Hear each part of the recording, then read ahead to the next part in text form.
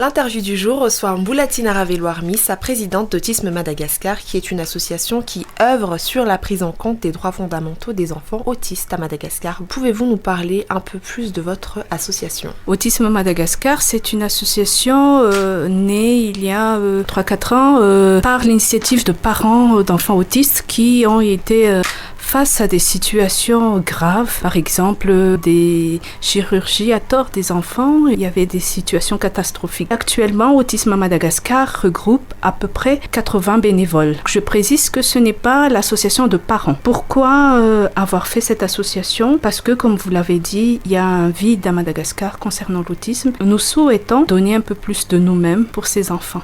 Et par rapport à ce vide, justement, à l'heure actuelle, on estime qu'une personne sur 150 est touchée par cet handicap à travers le monde. Qu'en est-il à Madagascar ? Ce chiffre, il me semble que c'est un chiffre de 2013. Mais les chiffres de l'OMS, si je ne me trompe pas, varient maintenant entre les centaines. Et ça varie aussi de pays. Par exemple, pour 2016, pour les États-Unis, c'était genre un enfant sur 45.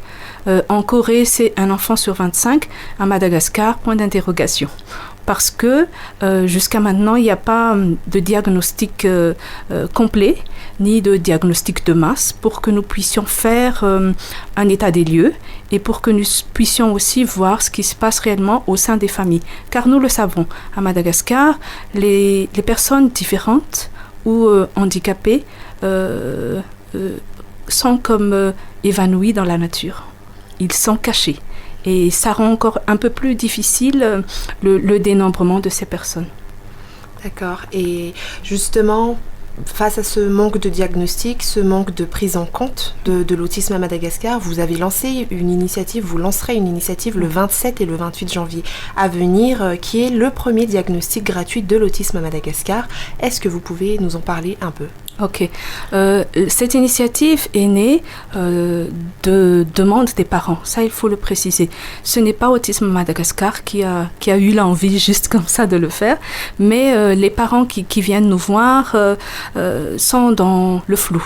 Parce que, est-ce que l'enfant est autiste? De quel type d'autisme? De quel degré d'autisme?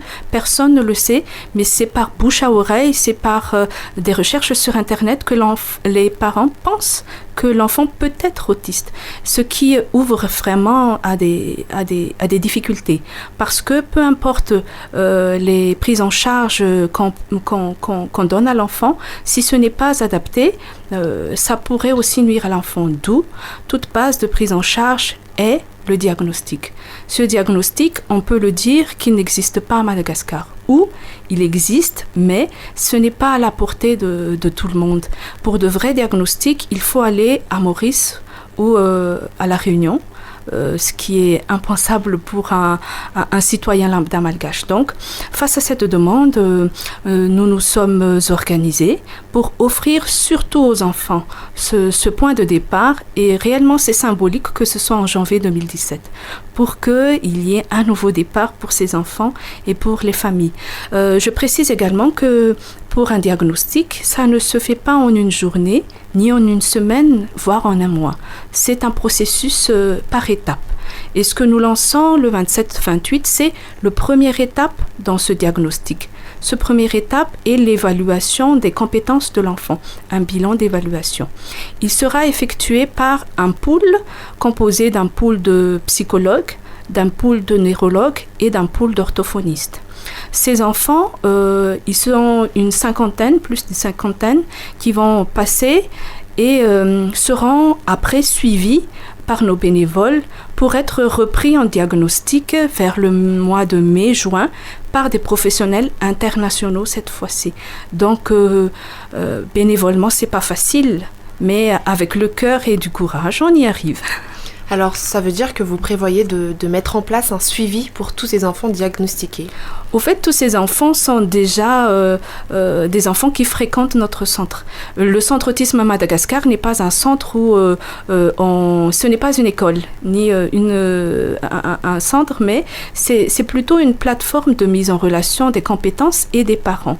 Donc, chaque samedi du mois, premier samedi du mois, nous avons ce qu'on appelle répit parents, où les parents viennent. Le mot répit est très important pour que les parents décompressent, et les enfants sont pris en charge par les bénévoles et les parents aussi. Donc ces enfants fréquentent déjà le centre. Ils ont été déjà suivis depuis maintenant 1 an, et on compte encore donc faire le suivi jusqu'à ce que le bilan soit posé scientifiquement. Nous remercions Boulatine Arabi-Lormis. Merci.